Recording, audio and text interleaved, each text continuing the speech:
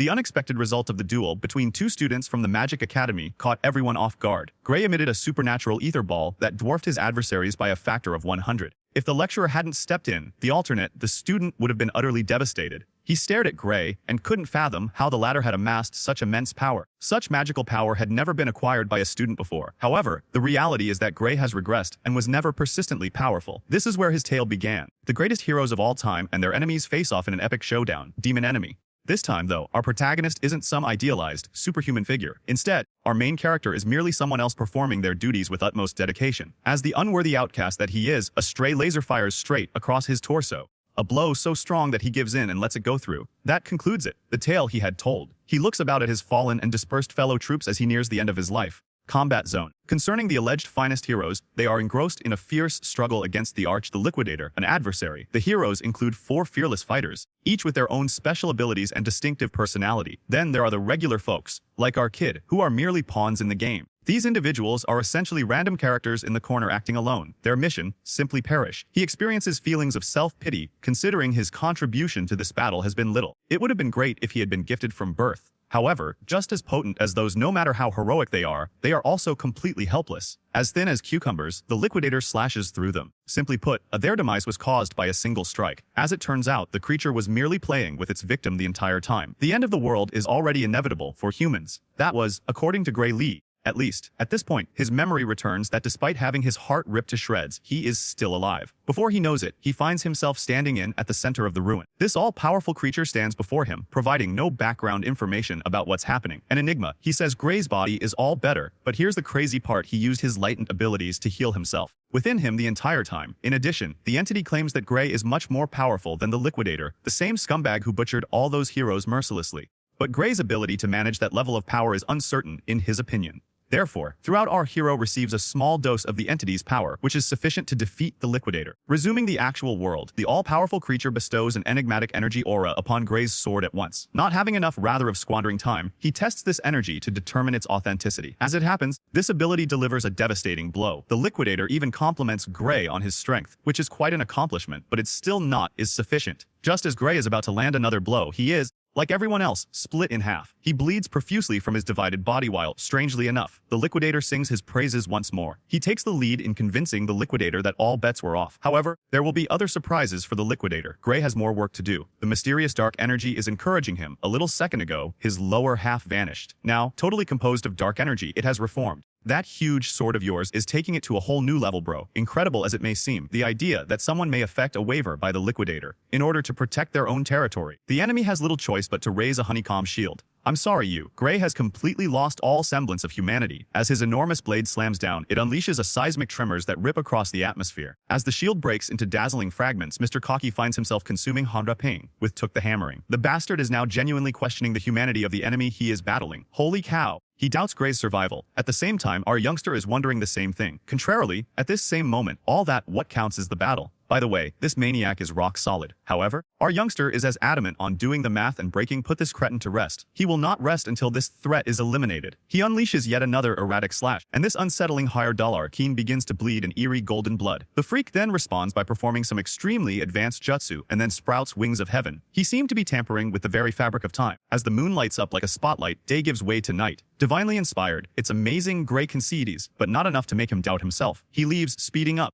aiming a proactive attack directly toward the neck of the Liquidator. However, to everyone's surprise, the sword fails to pierce out of the ordinary around him once more. After that, he starts babbling something I can't understand. Seemingly, inside this level of genuine dusk, he is impervious to harm. That is according to this cretin. Look up, he instructs Gray. Gazing up at the heavens, one can truly perceive his depth and hard-off-y authenticity. For whatever reason, our youngster looks up and beholds a brilliant celestial body emitted an incredibly intense light. Then, all of a sudden, it detonates like a meteor and destroys bleached from life. Standing tall and proud, the Liquidator looks down at the crater that remains. Lucky for us, though, that our youngster is whisked away to the past when the enigmatic being from before reappears, just at the moment when he needs it to turn back the hands of time and a singular objective, and that is to rescue the planet. Just so, you know, Kronos is the name of that mysterious man. It seems like he and the there must be a background to the liquidation, but we don't know what it is. Returning to our young man who opens, immediately following his regress, he closed his eyes in a serene, verdant neighborhood. There is peace and beauty in the stillness, quite photogenic. It seems he's back in Renato village, where he grew up, no less than his hometown as it exists existed in the past. He was occurred nearly 15 years ago, so it seems Kronos was serious about his promise. We're sending Gray back in time to give him one last chance at save the planet. A searing agony creeps up his hand all of a sudden. He looks down at his hand and sees bandages and wounds encircling his wrist. He now realizes that this was the period of his life when he was essentially serves as a target for Belder and his associates.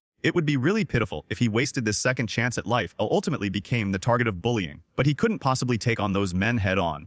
Dude, you're completely their level. Defeating the Liquidator seems like a pipe dream now that we look back. So long as he does, he must find a method to. He must confront these bullies if he wants to avoid experiencing the same pain again and again. I guess bro just can't seem to catch a crush. Is that possible? Fortunately, he stumbles into the one thing he has been fearing. Indeed, it was Belder and his henchmen. In their recent state of boredom, they have been actively seeking out our guy, anxious to resume their long-standing practice of traditional bullying, as if it were their faith. A spare sword is tossed to his feet by them, mandating that he retrieve it. Our youngster seems bewildered as he eyes the blade. The identity of these thugs remains a mystery to him. The maximum. It has been 15 years, so recollections are somewhat vague. Gray, according to Belder, is only acting. Deliberately lack knowledge. Thus, he is gracious enough to bring up their customary imaginary fights. As soon as Gray heard that, he points to his wounded hand in an attempt to ward off these insects. Thanks for the invite. However, he won't be able to make it because the wound has not yet healed. Unfortunately, it appears that bro will have no choice but to fight these hobos if he wants to escape their clutches. You can even reassure him that the swords are completely pointless, so there's very little danger of injury. Still, Gray just can't seem to being aware that harm could still happen. The iron remains the same regardless of how dull the blade becomes. A single misstep, you could purchase your plane ticket to paradise if you are in the wrong place. He makes a valid point. As soon as you lightly tap the balls and you will experience excruciating agony while you lie down on the ground. As a result, these individuals fail to grasp the reasoning underlying Gray's words. Belder positions himself, prepared to attack. He storms at Gray like a furious bull whenever Gray says no to him. The duel to begin. The opportunity for Gray to seize the sword has passed, but Belder is already charging toward him. We have this man is acting like he's furious with his own mother, and the youngster thinks it's funny that he's calling it a pretend war. At that moment, Gray recalls advice given to him by a retired military doctor. He was never better with a sword because of this. Was due to a childhood injury he had. Maybe this is the damage that altered his perspective now that he's thinking about it, and relegated him to a life of servitude for the rest of his life. Belder swoops down with his sword, but Gray whizzes past and sides out of harm's way. However, Gray is surprised even by himself that he escaped unscathed. That of Belder, as a result of witnessing such remarkable dexterity, meanwhile tenses up in irritation. My man once again manages to evade his next assault. Subsequently, a flash attack. It's also easy to avoid being at his feet. Their efforts to tag our son are commendable. A murderous maniac riding a resolute in his goal to defeat his adversary. But Gray gets away with it like a cocaine-fueled ninja. When Gray initially considered only that Belder moved at a snail's pace, then it hits him the Belder isn't the one who's slowed down. He has taken it upon himself to time has increased. Dude is evading every punch like he's behind on rent. Nothing can evade even Belder's henchmen, like what they're seeing. It's as if Gray takes on an entirely new identity. His physique may be different now, but his mind and spirit are the same. Recollections of all the fights he's been in. Now that he has all that knowledge stored in his brain, his body is essentially fully autonomous. He hardly needs to attempt to evade those blows. After that, Gray seizes the sword in order to maintain this practice fight. Continuing, which is no longer feeling so condescending. Belder is so egotistical that he's trying to crush Gray to death beneath his dull blade. However, he had enough. He makes his first swordsmanship move. The abrupt jolt from his forceful swing causes unbearable pain for Belder's hand. That further demonstrates Belder's pitiful character. Assuming Gray to be completely honest, fighting such a wimp makes him feel like the loser here. On the other hand, he thinks that no amount of sympathy should be extended to Belder. He is the hard-offing that taunted Gray, ruined his life, and made all that happen that hardship. Thus, Gray will, with all due respect, ensure that Belder experiences the consequences of his actions. Gray skillfully knocks the sword on the next step, away of Belder's grasp, immediately disarming him. Gray sees through this guy, but Belder can only feel the shame. Is far more severe than his initial assessment. Seizing the moment, he slashes out at Belder's ineptitude with a sword. Just one. It only took one strike to send Belder's sword flying. However, not having weapons isn't a major issue. In the end, it was Belder who he maintained that these pointless swords posed no threat in combat. Gray is losing his mind. As he swung, the swiftly slices through Belder's flesh, releasing a torrent of blood. Due to the seriousness of the situation, Belder's knees buckle as the sinks in. Hold on a second. In Gray's mind, the blade was dull. So, why did this jerk start bleeding? He checks his blade and sees that it is, in fact, dull. This guy could still be alive if the sword had been sharper. Please, let us not lose sight of the present circumstance. With a precise sweep of the sword, Gray knocks off many teeth and leaves Belder's nose bleeding like crazy. This bastard is giving my husband the willies because of how towering he is. As a rule, seeing haughty individuals being reduced to cries of humiliation. This appears to be sufficient to bring Belder down for the subsequent years. It appears that I spoke too quickly. Oh well, the lesson hasn't been learned by this dweeb yet. He places an order for his brutally attack our young man, leaving him in a state of complete and utter disarray. For clear reasons, the thugs are hesitant to come forward for the reasons given. They just witnessed their boss being whipped like a savage dog, consequently, engaging in filth to the same destiny, even though they can do everything they want to escape it, in order to overwhelm Gray. One of the men proposes they launch a coordinated assault. The trio immediately springs into action, encircling our lad from all sides. On the other hand, Gray lacks concern, just like before. My man is more than willing to grant these maniacs their death wish. He gets everyone's attention, aiming to end him immediately. In the beginning, Gray had some compassion for the squatters and chose to spare that group. They are determined to continue until they realize their mistake, though. Thus, he punishes these filth demons with the punishment they merit. A short time after, their merciless face massage leaves faces puffy like a baboon's rear end. It happens to Gray again. It's absurd that these human-shaped crying emoticons were once his worst fear. These people, he remembers, are at the moment trainees in the swordsmanship dojo in Syria. Belder acknowledges that they are dojo pupils, even though since these limp biscuits thought they were strong enough. I haven't been going there recently, considering that not that Gray has high expectations for the dojo, but they are rather modest for someone who is supposed to be strong enough. Because he seems interested in becoming a dojo member. He wants these thugs to introduce him. In Belder's case, the commitment to a formal request. Indeed, the repercussions upon his master's discovery of his pitiful defeat would be too much for him to bear. Who he was. Gray is fully capable of handling these individuals. All he has to do to frighten these dweebs is whip his sword around, suggesting the gravest consequences that may ensue from their disregard. Surprisingly, this little pressure does wonders. The Belder feels humiliated, but he also gained the speed of a cheetah after being beaten down. He is traveling at a breakneck pace in order to get going to the dojo without delay. Even if it means abandoning his pals, they reach the town after some time, considering that, when they stroll around, Belder wonders what on earth Gray sees in a dojo membership. It seems that there is a suggestion for this dojo school time. Since our lad is confident that Belder is old enough to comprehend what he is saying, he will spare Belder any further explanation. Key objective is, since Gray is already so powerful, one of the guys questions why he bothers to enroll at an academy is sufficient. These people have no idea how high my boyfriend sets the bar. Adequate means something different to him. He clearly recalls the day when all of humanity's champions were quickly butchered, and that on paper should have been the strongest lineup in the world. Disregard the champions. That dweeb wouldn't even budge after he used all his enigmatic ability. How much strength will be sufficient to vanquish that dweeb is a mystery known only to God. However, he failed to utterly despondent at the time. But ever since he possessed those terrifying dark abilities, he felt like a god, like being might eliminate all life. He was hindered by his inexperience with swordsmanship. He had been using certain strategies he had picked up from Hero of the Blade. If only he had followed the Sword Saint's lead and devoted more time to swordsmanship training, I'm convinced he could have single-handedly changed the outcome of the conflict. This is probably why Kronos ordered him here, to take it easy until he proves himself worthy of return to the use of that enigmatic, shadowy power. We finally meet the master the thugs were raving about after some time has passed. This team is getting in trouble for starting a quarrel with an unidentified civilian. Worse yet, nothing came of their challenge. That person's performance was disheartening. Syria is a swordsmanship dojo instructor, and she is a frightening woman. While attempting to emphasize that their intention was not to intimidate anyone, it was all in good fun. The hapless individual ultimately takes the death knell for his deceit. This one-way ticket would put him on the moon if he hit it hard enough. His henchmen are quaking with fear, hoping against hope that they can make it through this day. You people have nothing to worry about. Her latest dare extracted was a small lesson she wished to impart to these knave individuals. To them, if kicking an unarmed person is a practice run for a real fight, why her actions can potentially be seen as a practice fight. Pointing her blade directly at Belder's hideous face, she drives him out of going to the dojo right away. He is accompanied by his goons as well. Those pitiful thugs then proceed to despicable leader who is a loser and walks out in a similar manner. Without hesitation, she gets to her feet, spins around, and apologizes of her past pupils who had caused him much trouble to her new hire. The apologies are disregarded by my guy. Now, let's get down to the serious stuff. She has heard rumors that he is seeking a reference to the academy, and my guy has confirmed them. Ever when Belder made his despite the difficulties he encountered due to his subpar squad, she is prepared to recommend him. However, she thinks he needs to show her his is valuable. With their wooden swords in hand, the two competitors stand opposite one another. As the more senior of the two, she provides him the chance to land the initial blow, and so the fighting starts. Literally all they leave behind is a trail of destruction due to how quickly they go. Their terrifying attacks leave behind silhouette trails. Syria goes about her business as usual, which is to evaluate the abilities of our son. Even at such a young age, she can see that he has a practical swordsmanship, like he's been through it all before innumerable conflicts in the past. That dweeb's got their butt handed to them by one person makes perfect sense now.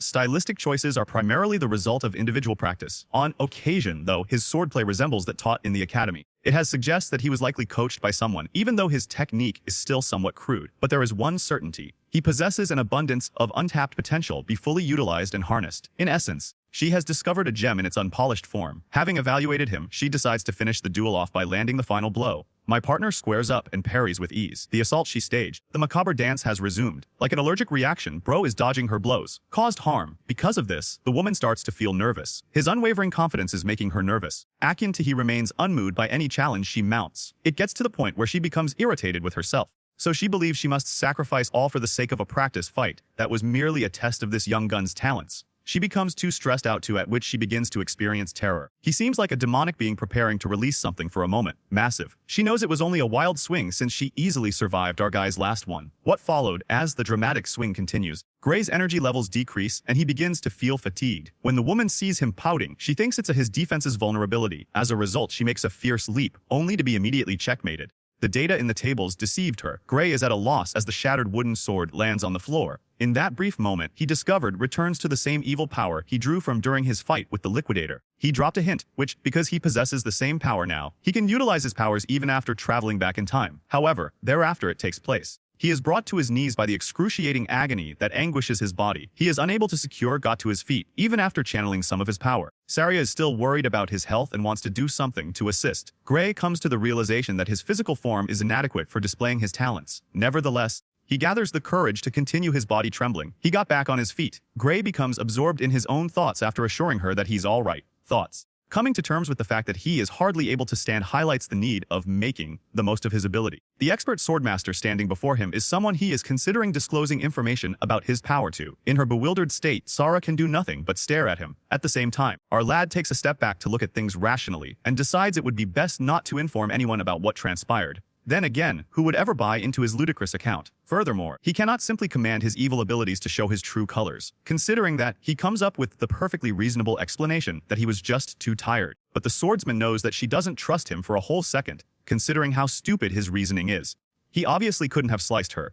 They fought with dull weapons to begin with, and now they have a wooden sword. She demonstrates her intelligence by realizing that Gray is trying to hide her for a little when Virgil's daughter brandishes the remnants of her sword at our boy. Gray wonders whether there's a problem. Evidently, based on given his reaction, she gets that he'd rather not discuss anything at the moment. Instead of confronting him about it, she acknowledges his questioning his initial motivation for seeking a reference to the academy. He inquires about it. The boy, here verifies this, informed her that he had heard she could provide assistance with that. Say is equally silent on the matter. Her point is that when she is alone with her, she has the connections he needs to secure a recommendation for the top school for swordsmanship, the Royal Academy of Swordsmanship, organization that their realm provides. Surprisingly though, she has zero desire to endorse him, to enroll there, stating further that Gray does not qualify as an academy student. Her icy remarks hurt him more than any knife.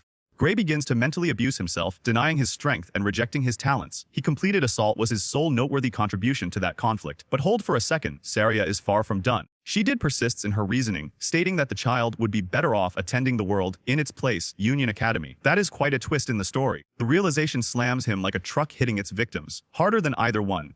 The World Union Academy may be the greatest in the world, but the Royal Academy is the greatest in their nation. It is said to be the highest level of swordsmanship. This very magical school is leaving Gray speechless, is in charge of creating the most formidable battle squad, which includes legendary characters like Amy, the Sword Saint. Without delay, he questions Saria's qualifications to enter an esteemed college and confronts him about it. To my amusement, he has his aspirations dashed when the girl points out that he is absolutely not going to be able to handle what he's going through right now. Passing the threshold. Even Gray is aware of the Swordmaster's limitations, and he knows it most when it comes to refers to his current physical condition, which is pitiful. Because of his sword, the youngster may be able to perform a miracle at the Royal Academy. Abilities only. However, in the World Union Academy, such is simply not the case. Yeah, that dude is a total slacker if he doesn't work out. His behind. Syria is astounded too. This young man possesses an extraordinary skill with a sword. Still, he's not without his stickman. Into a form. Gray is becoming increasingly anxious about the terrifying foes he will face as doubt begins to set in. Compete within the World Union Academies. Not exactly a picnic. And considering his present physical condition, that's ridiculous inquiry though. Sara notices his sad expression and remarks on how easily he gives up. Regardless, there are 9 whole months to go until the admission exam to the academy, and he still doesn't believe he's up to par. He will find that time insufficient. Not even Sara, who tried so hard to uplift him, can deny that the time available is insufficient. However, she still gives him an opportunity.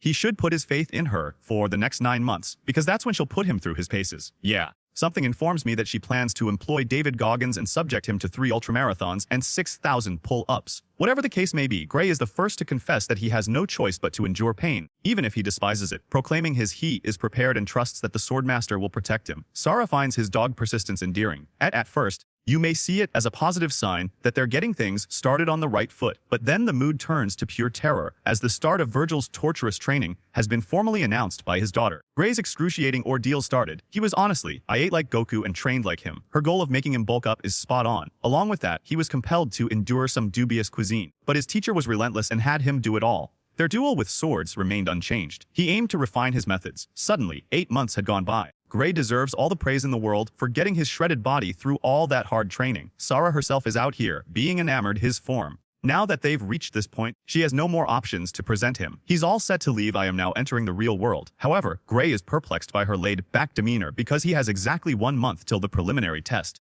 Our youngster is reminded by Virgil's daughter that he would be spending a considerable amount of time traveling in order to acquire to the site of the preliminary test. That is the reason for his early departure. Lastly, Sara gives him a gesture of thanks, a wad of cash clearing his expenses for the month and guaranteeing him a relaxing journey. That is quite a genuine educator. Our son is still not happy about having to go so soon. The aggressive way it pains him since he believes his instructor is ignoring him as if he were an inconvenience. With a smile on her face, she considers it a challenge to add more complications. Gray starts talking about the tale of an ogre's nest nearby all of a sudden, which worries Sirius pay close. The absence of security guards, he adds, makes the town entirely dangerous. A master of swords verifies the nest's existence and notes that it was found quite recently.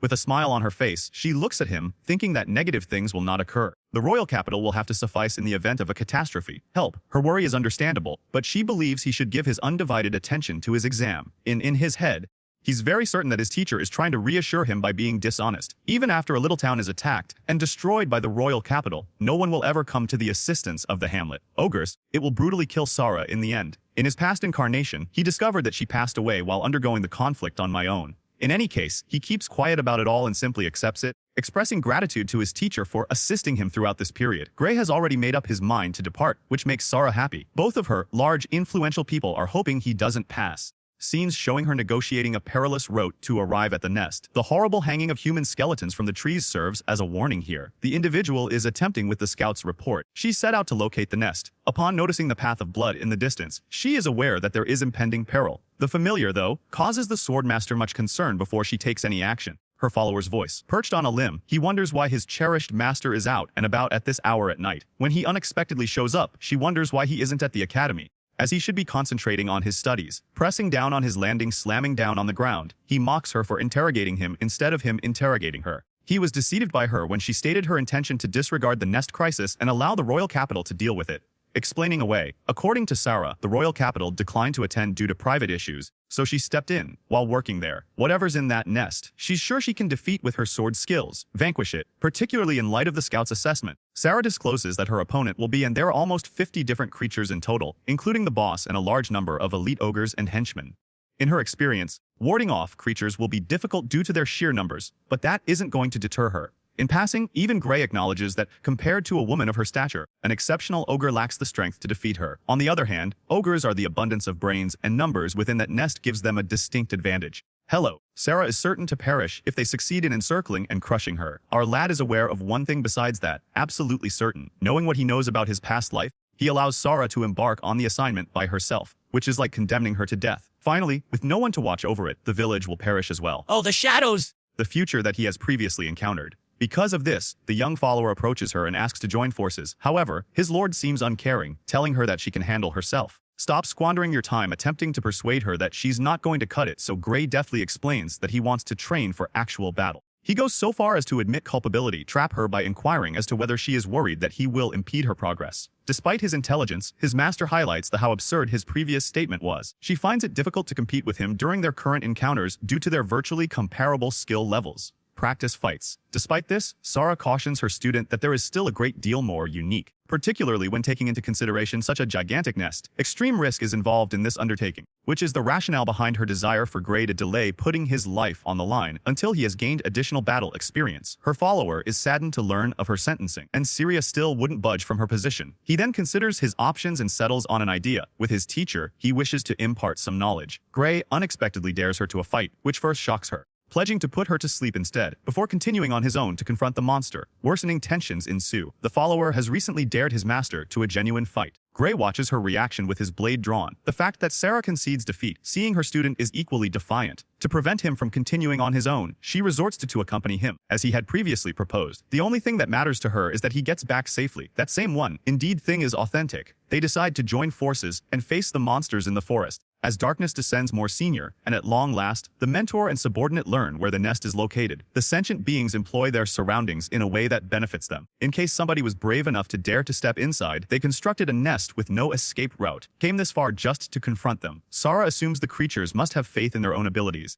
At the same time that Gray claims that since they'll have to be extra cautious in battle, it's really working against them. Standing back and watching, she was taken aback. The boss has vanished from the group, leaving her to speculate that it may be sheltering in its tent. If, that being said, it works out well for them, because it allows them to eliminate a significant number of henchmen prior reaching the elite. You can face them, Ogre. Syria gives her students specific instructions on how to prioritize creatures in order to discuss fight tactics. Side as she prepares to cover the opposite side. They both jump into action with lightning speed, putting the plan into motion with they were armed with swords. The confrontation starts. In the time it takes the monsters to process what's happening, with a flawless headshot, the awe-inspiring Sarah is already atop them, slicing off the creature's head like a football as it clangs against the floor. After dispatching the first monster, the other ones mutter and squawk amongst themselves in their language. Out of anger, the whole group prepares to slay the invaders with their weapons. The fact is, nonetheless, that the way the boy is destroying the horde is absolutely terrifying. As a one-man army, he can handle a wide variety of scary creatures all at once. Sarah, ever the lovely, is showcasing the remarkable talents she inherited from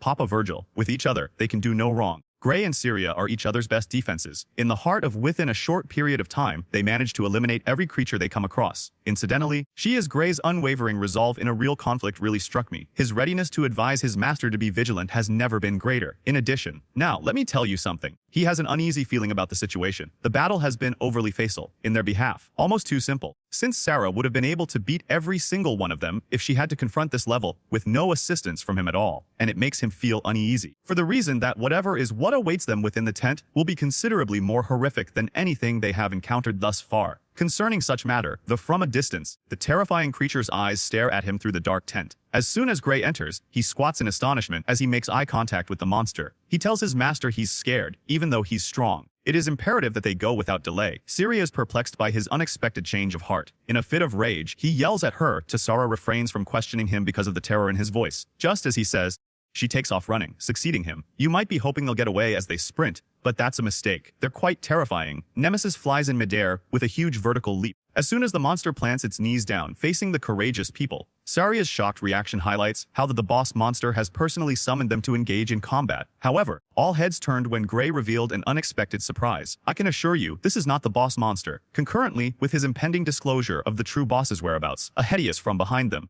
a voice yells out. This menacing screech summons yet another legion of beasts to pursue them. The ogres have been transformed into ravenous monsters by the exhilarating cacophony, which is too much for Sarah to bear. My blood runs cold, Sarah, in terror, oblivious to her own perceptions. Some things are more menacing and ominous than an elite ogre, and it's giving orders to everyone in the party. At last, Gray admits that an ogre general is their enemy, in his the monster nest true leader. Just so you remember, they're in a very awkward position right now, regarding a single monster, who is part of the elite, is standing in their way, because a huge horde is waiting for them. Turning around is also out of the question. In addition to the true leader of the roost, knowing they can't stand up against a monster like that, Sarah expresses her shock.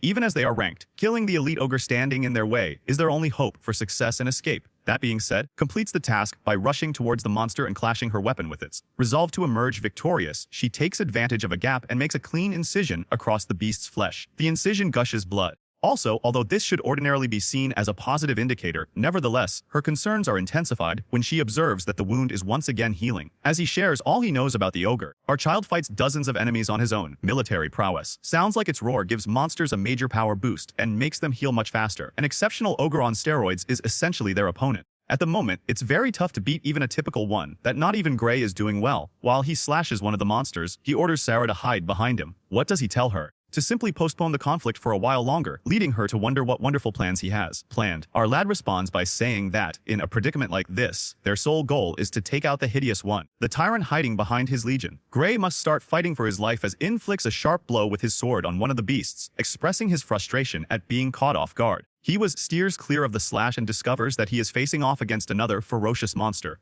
He's avoiding his foes and concentrating on creating a straight route for him to reach his goal. But in his recklessness, he employs a lot power that it breaks his sword in two. Now that he's lost the one, this is really frustrating weapon in which he has faith. Avoiding the augmented ogre's downward slash becomes his top priority as he focuses on drawing out as a backup sword. I haven't seen a protagonist with so much brainpower in a while. Being armed with two swords readying oneself. In any case, Gray is concerned that the durability of his blade will be compromised. As his master races to his aid, he throws She Beckoned Him with her spare sword, giving him a second shot at winning. Carrying both of his backup blades, he possesses an advantage in battle.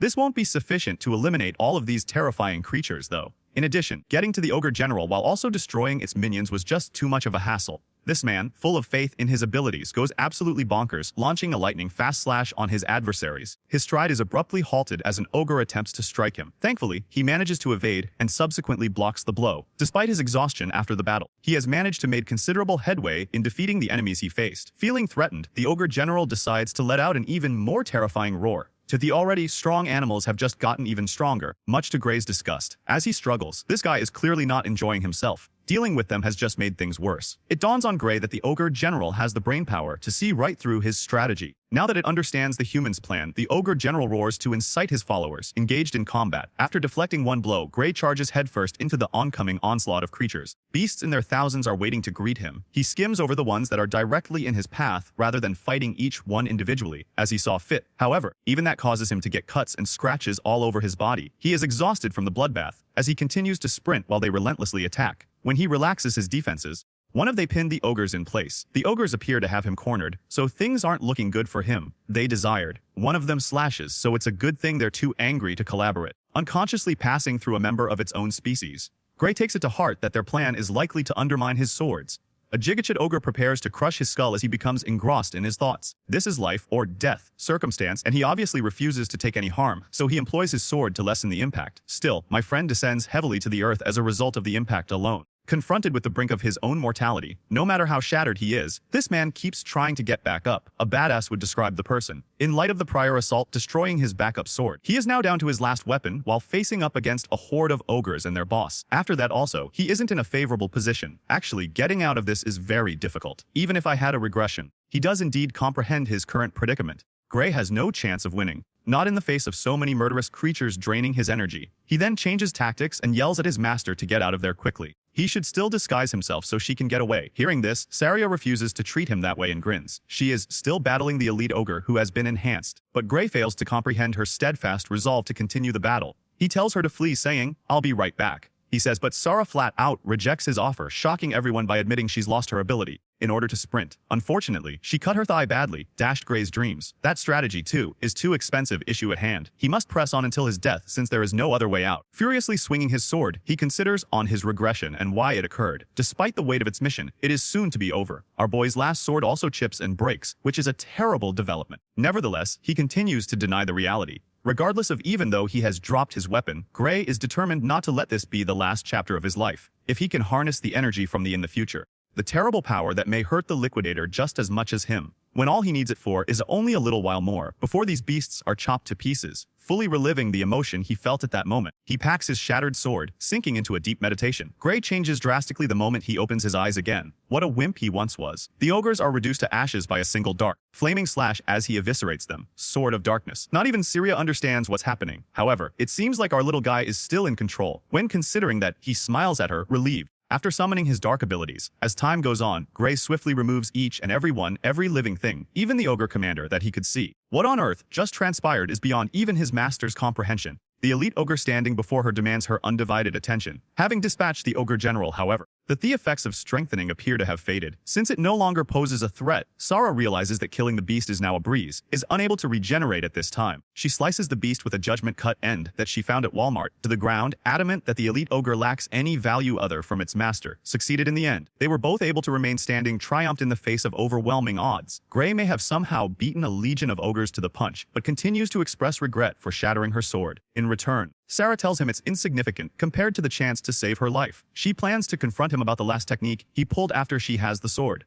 However, our lad flips to the floor before she finishes speaking. lay on the ground, knocked out cold from the aftereffects, as his worried master yelled out his name. The camera pans inward, revealing Gray's thoughts. When he looks around, all he sees is a shackled floating door standing before him. After he opens the door, he feels a familiar surge of the same evil force he channels via his ability. A flash of insight washes over him. His strength is in this very thing. What would happen if he succeeds? He thinks to himself, the door to pry open. Ultimately, he could seize control and turn it into his own. Boldly attempting, he marches, and so on. However, as soon as he steps foot on the ground, a terrifying feeling washes over him, terrifying his very essence. He expelled. Even after just one step, it is the case. As he makes his way back, Gray is overcome with terror. His lack of possess all the knowledge necessary to deduce where his strength originates. However, one thing has become crystal plain to him at this particular moment. If there's absolutely no doubt in hell that he will die if he dares to provoke the deployment of his powers in his current state. This is no frivolous assertion either, as he breaks down in tears because the feeling is so terrible. A voice praises him from out of nowhere as his recent choice. Gray passes out in bed from a panic attack before he has a chance to think about it. Its owners walking side by side with him, relieved that he is finally alert. He wants to know where he is because he is worried. Her story begins with her bringing him to the local hospital as quickly as she could. This guy was really unconscious for a full 5 days. Further, I am overjoyed it differed from the other stories in that the author did not state 3 days. Concerned for his safety, she remained silent. Although Gray struggling to get over the fact that the technique he utilized was so taxing that he needed nearly a week to recuperate, Syria agrees with him that he exceeded expectations and outside of that conflict, it exemplified the essence of going against the grain. However, she is worried about his wonders whether he can move well with his body. Our youngster tries to test it by raising his arm, but he fails miserably. Despite putting forth a lot of effort, I can hardly utilize it. Still, he's not fit to wield a sword at the moment in the event of such an injury. Well, to be honest, he would also never be able to remove one. Consequently, he received this issue as soon as possible. After the fight, he still has a bruise on his arm, as Saz worries over his situation, being cognizant of the fact that his limbs are immobile. Regardless, Gray has proven that he is currently powerless. Not even his boss acknowledges that his arm will not go back to normal anytime soon, disclosing that each and every bone in his arm has been broken into fragments. For some reason, our youngster doesn't perceive any discomfort, thus this discovery comes as a surprise to him. Yes, that's the treatment with the magical potion actually helped. This is so ridiculous that our boy's mouth drops to the floor. Was supposed to be incredibly costly, yet she merely applied one to him.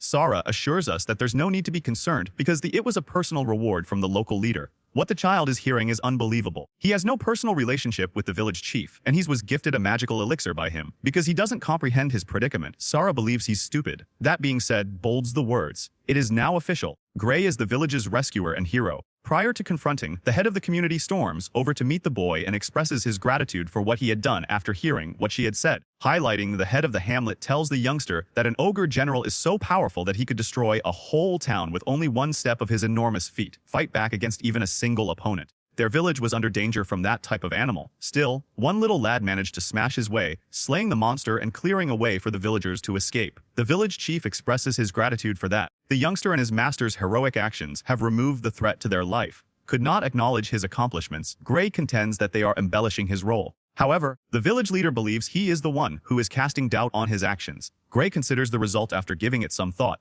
Possibly, he considers it's true what the village leader said. Do you recall his past life? In that incarnation, the ogres raided this location till it burned to the ground. Ashes. That is the meaning of his achievement. The village chief is delighted to fill him in on all the details of what makes him so great. He is temporarily preoccupied with the boy's goal of succeeding on the World Union Academy entrance exam. Considering that at which point Gray recollected his original intention. Just weeks before, he recklessly went to the monster nest to slaughter its inhabitants. Prior to his test. After all the time he lost in the intervening days, there are only 2 days till the exam. I see. BTW, it takes 3 full days of walking simply to get there. Ponying up a horse would be the way to go for him. Reach his destination on schedule, but he is completely strapped for cash and cannot purchase one. With an impromptu plea, he asks the chief of the village for a horse so he can make the journey. On the plus side, the leader was probably anticipating the child's request, which is why he has already saddled his finest horse for his journey. By flashing a smile, Sarah admits that they had intended to carry he would have been fine even if he had slept all day. Like Gray's buddies, there are some people who will always be there for you, no matter what.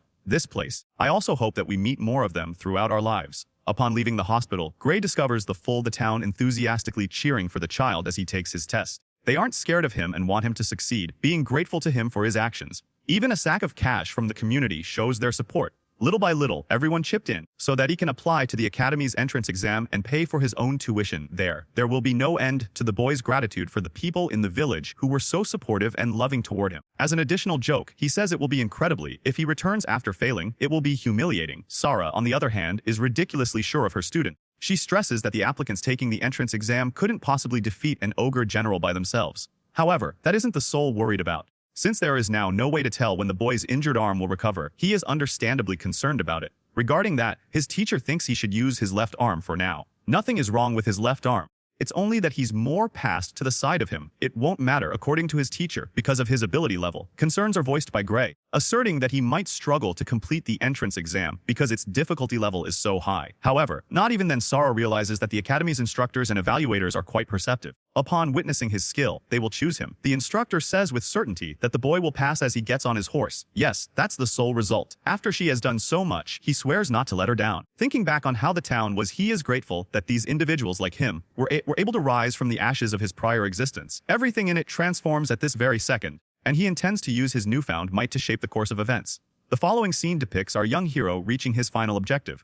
Looking ahead, he meets the gaze of the majestic to the Academy of the World Union. The examiner makes an announcement in the arena on the distribution of exam tickets. All of the contestants are expected to stay in the arena. There appears to be a huge pool of candidates, but just a small pool of qualified individuals. Just 20 people will be reserving a seat in the class. The annual change in the number of seats is a source of contention between them, since on rare occasions, the Academy would admit just one student, while on other years, it would accept 50. Therefore, the criteria appear to not be absolute. The spotlight is on Professor Ariel, who steps up to the plate anyhow. She informs the examinees that they are required to gather the document that is being given. As if by magic, a whirlpool of the color yellow opens, sending a beam of magical energy out into the room and instantly making the tickets appear in the hands of each examinee. He is our son takes his ticket. His fencing course examinee number is 513. Their ticket shares just Professor Ariel says, the fundamentals, but you shouldn't be concerned because everything is done in the same way every year. Additionally, she proves that gender, class, country, and age are irrelevant to the Academy. Put simply, whether you're an assault helicopter or not, they genuinely couldn't care less. Some people just don't give a hoot.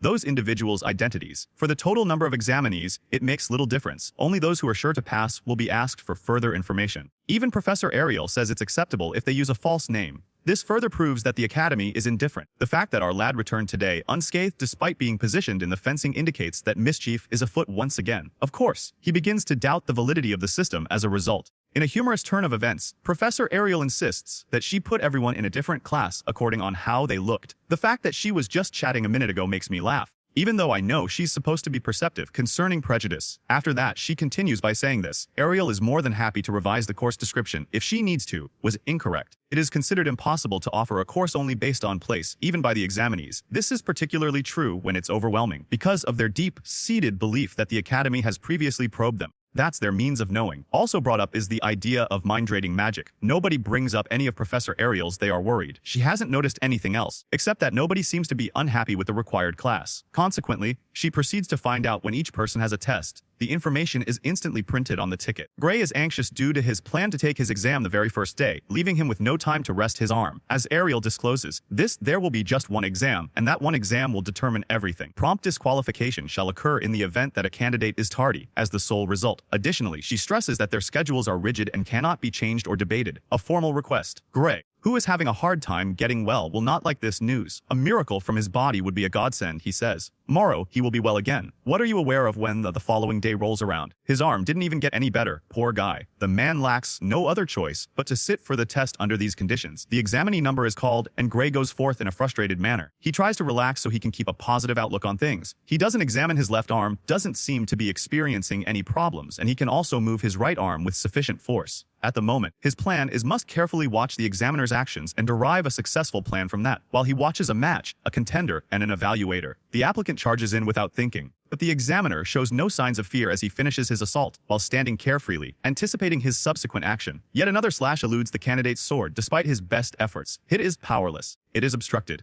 On top of that, the examiner manages to redirect his blade before launching him into the air with a concluding strike. As he falls to the floor, the examiner announces the exam's conclusion and tells him to leave the area. Perhaps you're thinking that Gray has hit upon something. But what's truly funny is how this guy just gives up and accepts that he is about to experience a painful incident. The time has come for him to enter the arena. His prospects are reflected in Gray, coming to the realization that he obviously cannot defeat an examiner who successfully eliminated a candidate even more formidable than himself. Within the stadium, our boy is given the liberty to initiate contact, but he knows full well that this fight will be completely biased. He still has time to leave an impact. As soon as the conflict starts, Gray rushes in to attack. He recalls the words of his master, who instructed him to utilize his whole body instead of just his sword. In order to accomplish a powerful slash, he used his arms, putting her suggestions into action. As a means of coping with the impending loss of his right to use his alternate muscular groups instead of his arm. Thus, he strikes out with the initial blow, which the examiner skillfully sidesteps. Even right now, Gray isn't fighting like he usually does. Regardless all his efforts to compensate his right arm, it remains undeniable that he is significantly disadvantaged in this situation. The examiner's response is to attempt to strangle him, but the blade is traveling at an alarmingly slow pace, much to Gray's surprise. It's almost as if he knows its course even when he doesn't rush. Despite still sensing the examiner's might behind him, our lad manages to effectively parry the attack and assault. Meanwhile, he determines that the examiner's method isn't up to Syria's standard. Now, all he has to do is rely on the methods he picked up from her, and he just might be able to seize a chance and make a break for it. Considering such approach, in an attempt to overpower the teacher, Gray charges in with all his might. I almost forgot the teacher is really being pressured back. His own downfall is due to his quickness. After coming to terms with the fact that he can dispatch of that investigator, once again, he is consumed by thoughts of his master's words. After another clash of blades, Gray confidently unleashes a complete deflect, leaving his opponent little chance. Gray persisted with his violent attack as the trainer desperately struggled to regain command of the speed.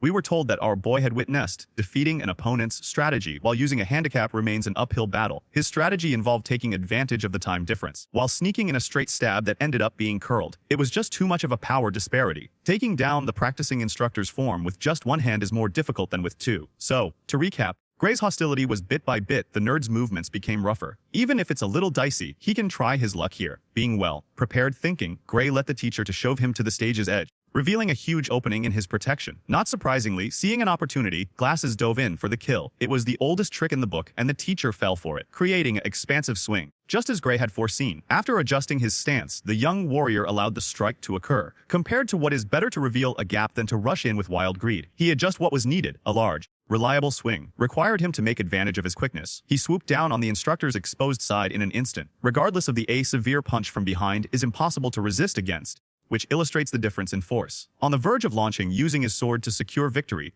the referee intervened to declare the bout over. Retaining his composure, Gray dropped his sword. Although the game has ended, there was a slightly too brief. The referee declared a tie as the allotted time for the exam had run out. Frustrated, the young man grinds his teeth. The endeavor was unsuccessful. Even after putting forth so much effort, he still couldn't acquire it. Done. After clenching his fist for an instant, he let go of his reliable blade. With that, Gray left the stage and gracefully embraced the outcome. He gave it his all. Injury or not, his ambitious goals will be in vain if he is unable to defeat a teacher. Aims are more distant than he had anticipated. Fortunately, he should be able to wear a brace again by next year, so he can attain a perfect score in order to repeat the admission test. This was an excellent opportunity that merited participation regardless of the outcome. Gratitude. Gray was so close to beating that Glasses guy a week ago, but he was just beaten. As of right now, the EU in meeting room 53, the instructors of the academy met to go over the admission test scores. Gramps, with his white hair, started that he held a gathering where his co-workers were free to voice their opinions about the class of 2018. Almost immediately, gripes and groans entire room. Everyone in the faculty worked together to figure out how to watch the tests this year. That was quite time-consuming and laborious. Some people enjoyed the format, that much is certain. They must not pass up a potential students for the benefit of the professors. Ultimately, Gramp diverted the conversation from the testing system and around to the eager pupils, beginning with the swordsmanship class. He called upon enchanted records of each student to assess individuals who finally passed. Those who crushed the test easily got a passing grade. Those who were unable to receive their performance will be assessed according to the traits they displayed and the resilience they displayed within that little period of 15 minutes. Clashing. Out of all the hopefuls, they chose 5217 and 753 to sweep the floor with the teacher. Each and every one of us consented to limit ourselves to just 3. Incorporating additional subpar abilities would prevent those unfortunate children from not fall behind in my classes. The drawn line was not contested by anyone. Those that made it through the swordsmanship class have been finalized and secured, or so it was assumed to be, until someone's lighthearted voice mentioned a potential contender, the 513th Gray Lee, Professor Ariel. The mysterious man with the red hair was the one who sent it.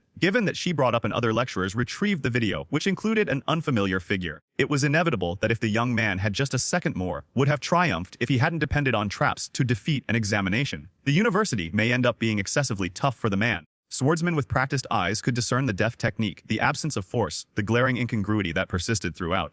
Last but not least, the swordsmanship instructors turned down the application of candidate 513 for admission to the institution, as they tormented the child for his or her shortcoming. The way Professor Ariel regarded her colleagues was as if they were complete moron. All eyes in this room were fixed on the video clip. What she did went unnoticed by everyone. Possibly the format of the exam is flawed if everyone is thus naive, not worth the effort. The examinees were summoned to return to the town square the day following the last deliberation. They were involved assigned the responsibility of congregating at 1100 a.m. sharp. Everyone was hoping for the desired admission, and tensions were high. At last, the moment has arrived. 6 candidates passed the swordsmanship test, according to an admonition from the academy. Of course, in the hopes of being one of the 6, everyone clutched their slips. Candidates ranked 5th were the first to be contacted. 2717. Their paper slips were instantly destroyed and the 30, 32, 925 were filled out in the following order: 65th and 753, 925. That is all. Only 6 individuals out of hundreds were deemed competent enough to be admitted to the most esteemed training program in the world. Educational facility. The realization that he might not be good - Gray's hopes that he came today is sufficient. After being selected, the candidates were told to cross the bridge and finish the enrolling process. Day's conclusion. Those who succeeded were understandably elated to join the ranks of the privileged. Whoever bombed stared down in utter dismay, engulfed in their own misery at having failed. Now that the swordsmanship class was over, the representative made an unexpected announcement that exceptional admission has been granted to one examinee. Surprise, surprise, it's none other than candidate 51 and 3. My mother is a total lunatic, Lee. The color of the fire that burned his paper slip was distinct from the others. Who he was, no one could help but stare at the brilliant blue blaze. Just when he was about to face the prospect of training and rehabilitation for yet another that year, Gray was excused. When he brought up the divine, the other candidates around him mockingly giggled. Admission for the eyes alone. Gray was completely unprepared for what he was about to face. Before this, he had never heard about dealing with these heavenly eyes. Nearly everyone views this as an admission, a backdoor for undesirable individuals, or an indication of the fall of the World Union Academy. There was a lot of nasty bickering going on around Gray, and he didn't enjoy it. Covert learner. Since he lacked any pertinent ties, he pondered how he had ever been chosen. The ability to could never inspire such awe among my fellow students at the institution. As the losers teased the one guy who had been let in via the divine eye, a balding old hermit chastised individuals for disdainfully disregarding an enduring custom. The bald hermit considers this confession to be a commendable genre that has contributed innumerable heroes for more than 100 years. The failures also made fun of the solitude due to being out of touch with modern times. Indeed, the heavenly eye was revered as the cradle of heroes during of the week, but that is no longer the case. Bella Albright, Jacob, Amy White, and Leek Mueller are some of the recent divine eye hopefuls. The town of Bloomfield. There is a commonality among these 4. Everyone thinks they're total failures, although it was already mentioned, those monikers. Amy White will soon be crowned the Saint of Swords. Soon enough, Bella Albright would be the revered archer, and Jacob Bloomfield would assume the role of renowned sage.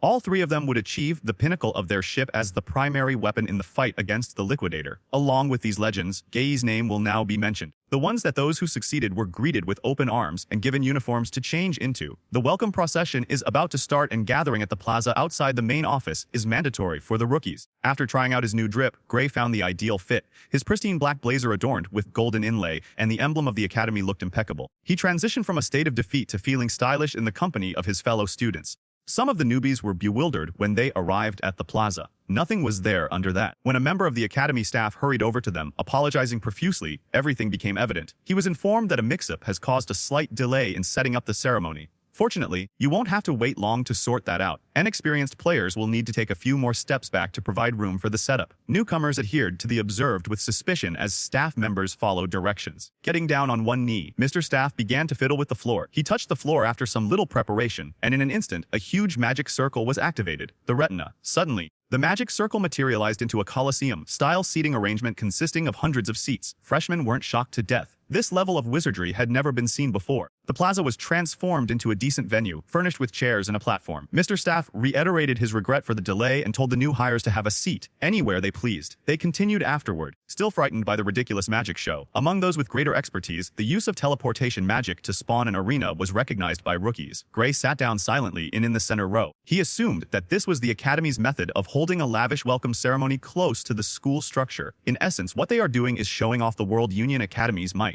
After everyone had taken a seat, subsequent newcomers felt that there were too many seats at the venue. Out of all of them, just 30 showed up. Hundreds of tickets were available, nevertheless. Alright then. The reason behind this is that the World Union Academy attracts the most talented individuals from all over the world, just like its name implies. Over the globe. You can see the true meaning of that if you gaze up at the sky. Hundreds of dragons and airships above. Carriages swept over, casting a shadow over the sun. Gray looked up and identified the largest magical airship as the Strat, head of state. Before he was used as ammunition by the liquidation subjugation squad, he rode this massive beast. It is truly lives up to the hype. The use of such a massive piece for such a little entrance ritual is merely another example of show-off to those who are just starting off. The World Union Academy is quite good at showing off its authority. After all ships had safely docked, the students, individuals from all around the globe, who managed to pass the rigorous entrance test become victorious. The remaining seats were seized by them, assembly of spectators. Now that we have everyone here, we can begin. The employee whose ideas gave rise to the arena heralded the beginning of their subsequent lives. Following the grandiose demonstrations of power, the entrance exam moved forward. Preceded by a succinct address provided by the principal, seated in his chair, Gray was starting to become a bit bored. Despite the fact that he's joining the world's most esteemed academy, the entire ritual seemed like yet another boring assembly. Up next, the best students in each class were summoned to the podium by the headmaster. Sitting next to Gray, a man got to his feet. A blondie's work. "My name is Leonhardt, and I am the class champion in swordsmanship." Whispers circulated as he walked fearlessly down the staircase. Word began to go regarding his remarkable achievement of swiftly overcoming the examiner. According to some, this rookie already possesses the same level of proficiency in swordplay as any of the professors. It appears that Leonhard Appius is a spy. Given the mission of creating a false family consisting of a mind reader for a little girl and an assassin, unimpressed, Gray simply somewhat inquisitive, Leonhard made sure he could speak his mind before beginning his statement. He glared at his fellow rookies as soon as the ghost signal was given. As he began to speak, he made a formal reprimand the school. Before anything else, he wanted to congratulate his classmates who had gotten in the right way. In his mind, it's a tremendous privilege to rank among this generation's elite. Finally, Leonhard wishes them well as individuals able to leave a lasting impression on society. That can only be achieved if they collaborate. His future self and his contemporaries will finally be able to achieve great heights as honored members of the World Union Academy student body. Now that we have that settled, he brought up the fact that somebody was here, and they had absolutely no business being at this plaza. This charge was directed by him to the man in charge of the unique admissions to the Heavenly Eye, Professor Ariel. The summons came as a complete surprise to her. First day of class by an incoming freshman. According to Professor Ariel, every single student in this class has successfully completed challenging tests. Even if they aren't as powerful as Leonhardt, they prove their place. Wondering and enthralled, she confronted the brash rookie about his excessive yapping. Leonhardt spared no words when he said, openly discussed the unknown applicant who was admitted via a shaky, antiquated method. The Heavenly Eye is precious to him, just like it is to everyone else. Admittance as a ruse to let unqualified individuals into the school. According to Leonhardt, the student who was admitted on a special basis should simply take off their dishonorable uniform, show themselves, and then depart shamed. Both his words and his actions appear to influence the other beginning players. At the same time, the object of attention was making an effort to blend in. Fortunately, that antagonistic perfectionist has never laid eyes on Gray. He won't be in trouble if he remains silent, won't he? Advisor Ariel was required to intervene and alleviate the tension by lauding the lives of this year's class. Standing firm, Leonhardt remained steadfast in his stance on the use of an antiquated course for admission. As Professor Ariel's irritation with Blondie mounted, she asked in a foreboding tone if he was sure he could outsmart the student she had chosen for her class. Unfortunately, Leon had to retrace his ways on experiencing the weight of the mysterious professor's expectations. A response slipped out of his mouth despite his best efforts. He clenched his jaw and after collecting himself, Leonhardt was sure he could defeat that unqualified student. Ariel had anticipated this kind of response all along. Because she likes guys with attitude, she made a wager. She would be happy to risk losing her job and jeopardizing the student's future at this academy. That wager sounds bad to Gray, at that is all. The question of whether this bet would lead to an open confrontation between the special admittance kid and Leonhardt was posed by Professor Ariel. Not engage in such a dull and uninteresting activity. Little Leon will surely end up in danger if her boy went all out, according to Mom, lying lifeless in a ditch. It would be unbearable for her to endanger the life of a bright pupil in her role as an instructor. Her remarks penetrate deeply, pride sliced into Leonhardt's flesh like hot butter. If her intention was to provoke him into placing a wager, sure enough, it was effective. They should instead bet on the subjection of monsters, Professor Ariel suggested. In such situation, it will provide a level of safety that all parties may appreciate. After all, she is aware of Leonhardt's exceptional skills in combating monsters compared to people. The specifics are not hard. She chooses the monsters as targets, and both players must eliminate them. In every, the target monster's strength will increase with each passing round. The victor is the one who surrenders to the enemy first and is unable to defeat them. If her boy doesn't win, she will cheerfully step down as a professor and fire everyone under her supervision is a special admittance student. But little Leon will have to follow her orders if he loses. There is a many of you would gladly enslave the professor with the red hair, if given the chance.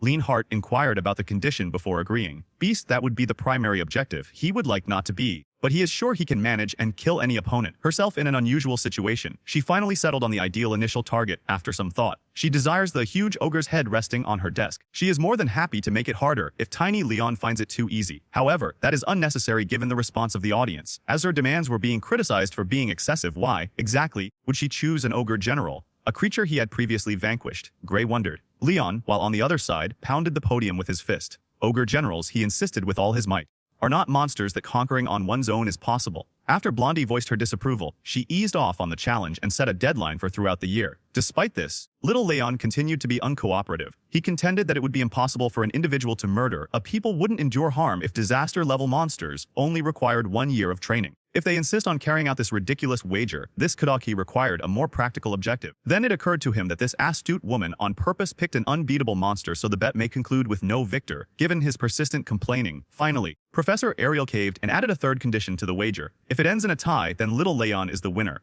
Input simply, she is willing to resign and remove all her relatives if her son is unable to vanquish the ogre general within a year. Individual learners. Given the many conditions designed to provide Leon with an unfair edge, he is likely to seem as if he continues to decline. For this to end, knockoff Lloyd Forger must understand that he is a pawn. Made up my mind. Unfortunately, he fell for the professor's deception and ended up accepting a bet that didn't seem too risky. For on paper, he wanted to know if it would matter if General Ogre was weak or hurt. The monster has, needless to say, to take on its most aggressive fighting posture. The professor's power shone beneath her mull to seal the transaction. Came to an agreement. The magic contract contains every single detail. Leon needs to do nothing more than, if he is prepared to sign it. He happily signed his name in the presence of the entire faculty and all of the other freshmen. Regarding the esoteric paper, when they were done negotiating the deal, he timidly inquired as to whether the minor who had sneaked in may seriously triumph. Professor Ariel refrained from providing him with an honest response. The remaining faculty members sat in their seats, as if accustomed to the antics of the elderly raccoon with long red hair. Her peers view her as a powerful wizard who has transcended her prime time, uninterested, and doing things for fun. Seated in his chair, Gray let out a defeated sigh as the wager to ascertain he no longer had any say over his future. He also noted that she had carefully crafted the conditions so as to not to mention the ogre general he vanquished during that period. As soon as this wager started, it was already decided. Academician Ariel fooled Leon and the rest of them, leaving Gray as the sole observer. Having someone like her is a real plus, but her nasty tricks, that is incredibly helpful to have on your side.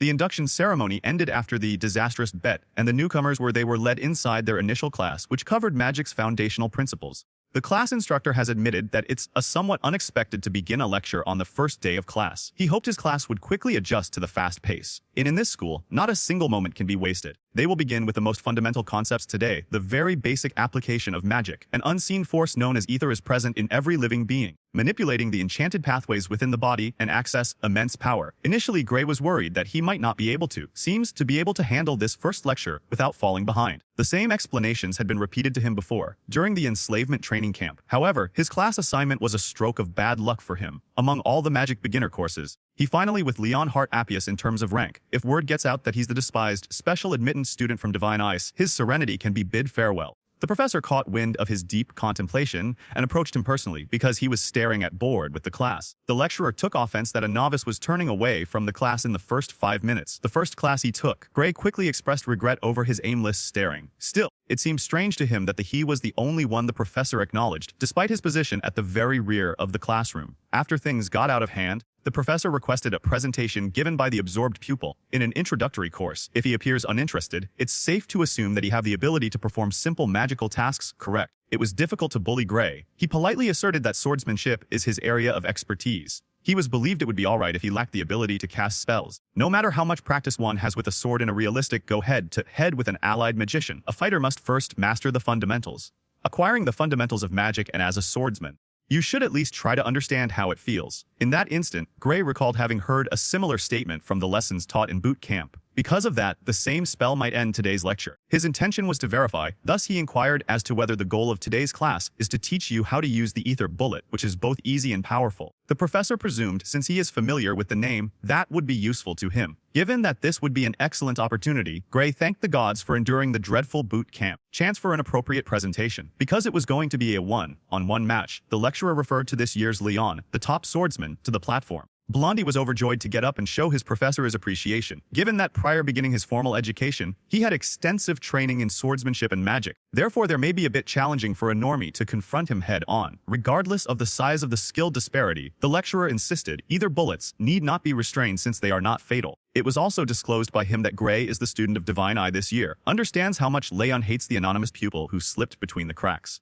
As the class shifted its focus to Gray, exposing his face to the memory of those people, it was all set up from the beginning. Someone would dox him every single day if he tried to go through it. Expert in the field, that old fart did it on purpose with malicious intent to expose his identity. Here's the news that he can willingly agree to teach a backdoor infant the ropes after shooting the man he dislikes. I am presenting this as a chance to demonstrate World Union Academy's character to an uninformed outsider. Under his skin exploding with anger, he ordered Gray to get down. Our son's first day on the job was supposed to go better than this. They took their places on opposing sides of the stage as the hard-off Fiend Styrer instructor went over the ground rules. At his signal, they will both fire ether projectiles towards their adversary. During his brief time at the boot camp, Gray learned the basics of magic. Of course, in his lecture, the professor proclaimed even though the bullets won't kill you, they would still hurt. Leonhardt quickly amassed a substantial quantity of held firmly in his hands. He was resolute in his mission to expose the disparity in power between an actual pupil and an imposter. Forced into in addition to gathering and manipulating his ether, Gray was cornered and forced to defend himself. Discarding his background information, and all eyes in the lecture hall went dark as they beheld a gigantic black hole menacing their last-ditch effort, swallowing a little bullet. The news shocked Leon and Gray equally. They were both taken aback by this turn of events. As predicted, the ravenous black hole ate the entire little ether bullet. You could see Leon's terror in his gazes as the plainly fatal spell draws nearer to him. The worried professor frantically reached up and attempted to. He could rely on his magical abilities to avert disaster. An opulent border halted the apparently incessant, the peculiar ether bullet's progress. Despite its success in mitigating the assault's primary driving impulse, it was almost there. The golden barrier began to reveal perilous fissures beneath his careless decision to give up pressure. The magic barrier was shattered as the ether bullet black hole finally burst, having reached its maximum, into an infinite number of light-bearing particles. The lecture hall was rocked to its foundations by the subsequent boom. Freshmen ended their stared and prepared for the worst. Regarding the target himself, young Leon was thrown to his backside and screamed, "Brutal killing." When the professor realized his mistake, he sprinted over to the swordsmanship classes to check on him. After getting down, Leon cleaned up the mess and reassured the professor that he worked well. Once the professor confirmed Blondie was okay, he turned to the man who nearly blew the entire building. That strange ether bullet could have killed Lion and anybody else in the vicinity if the barrier hadn't absorbed its force. Hurt numerous. No one at the academy could cast an ether bullet that strong, not even the most seasoned magic professors. He was utterly curious as to the young man's actions that led to the disastrous result. Even Gray didn't understand. His most recent release was unquestionably superior to the weak creature that adversary hurled at him. Is it possible that the spell he picked up on the subjugation squad was different from the one they teach in the academy? Still, the geyser prevented him from asking the professor whether he had made a mistake. I was almost sure that the bullet he fired was an ether bullet. The quality of was the only thing that stood out, the charm. The ether that Gray utilized to strengthen the spell was not ordinary ether. Those levels of influence and size are only attainable when supercompressed ether is utilized. No one on the rookie team has even heard, much less comprehended. The word even seasoned academics struggle to analyze and produce supercompressed ether. However, a contentious student casually reworked a simple spell using it. Nobody here at the academy can do that, right now.